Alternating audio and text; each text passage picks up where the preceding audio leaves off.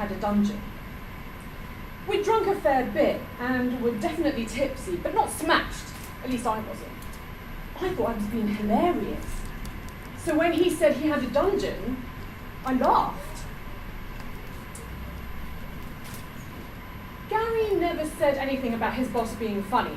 He went on about him being a company man, but not a joker. This guy didn't even seem as old as Gary made out. Okay, so we didn't have much hair, but you could tell he worked out.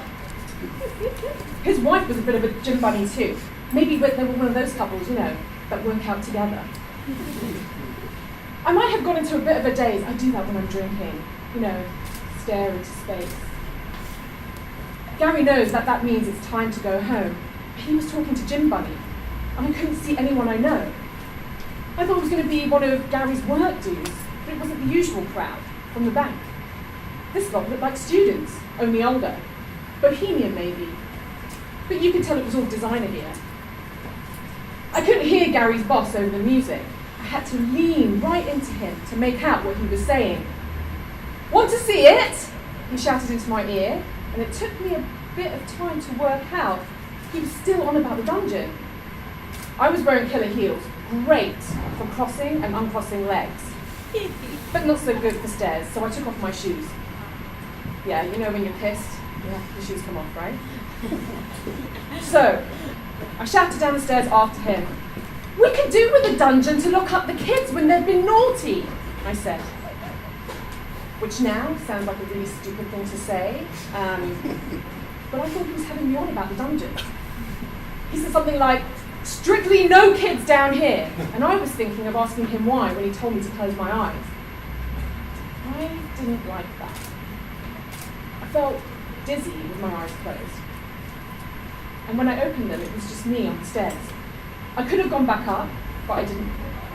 I walked straight on in there. And there he was, posing like a Roman statue. No shirt and a black mask, like the sort that Batman wears. I had about 2 seconds to take it all in. He was well ripped. And there were tattoos over his nipples. And then he lurched towards me like he was going to go for a kiss, and I panicked and took a swing at him, got him right across the face, whack with my shoes. Everything went slow motion. It took ages for him to fall down. And when he did, he hit the floor hard. I couldn't see the expression on his face because of the mask, but he looked out cold. I wanted to run upstairs and tell Gary, but I froze. It was creepy down there. Ropes bolted to the wall, some kind of harness hanging from the ceiling, and then he started making a weird noise, like moaning and snoring, but at the same time. My mind was going fast, my life flashing in front of me. They say that's what happens when you die, right? Only this was fast forward. Gary would lose his job. We'd have to leave Hong Kong. The kids would get pulled out of school. It would mess them up. They'd get into drugs. Their life ruined. Gary and I would fight all the time, and we'd split up, and I'd end up all alone and poor. Really, really poor. I knew I was panicking. I do that sometimes, like on Sundays when the helper leaves me alone with the kids. I tried to pull it together. But seeing my husband's boss on the floor like that, handcuffs in hand, there was every reason to panic. So I did what seemed like the obvious thing.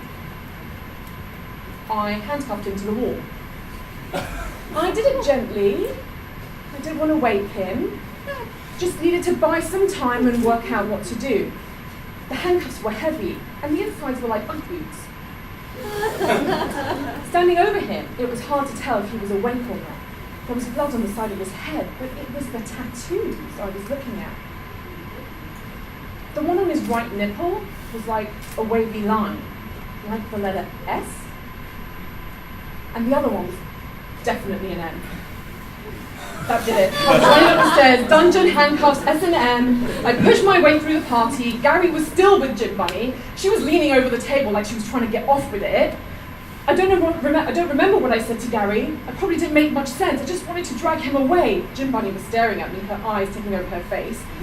I had to say something, so I blurted out, "Your husband is downstairs in that room, and I think I hurt him." She was grinning. Oh, he'll love that. Gary was all for going down and seeing what had happened, but I couldn't let him see that place or what I did to his boss. You can't, he's tied up, I said. That should have got the wife worried, you would have thought. But it didn't. You go, girl! I didn't think you had it in you, she said. That's when Gary twigged that something wasn't right, and we left pretty fast. After that crazy night, I don't complain about the boring bank dues anymore. Yeah, Gary's still with the bank. Got a promotion not long after that. But we've never been invited back to the house. Thank you.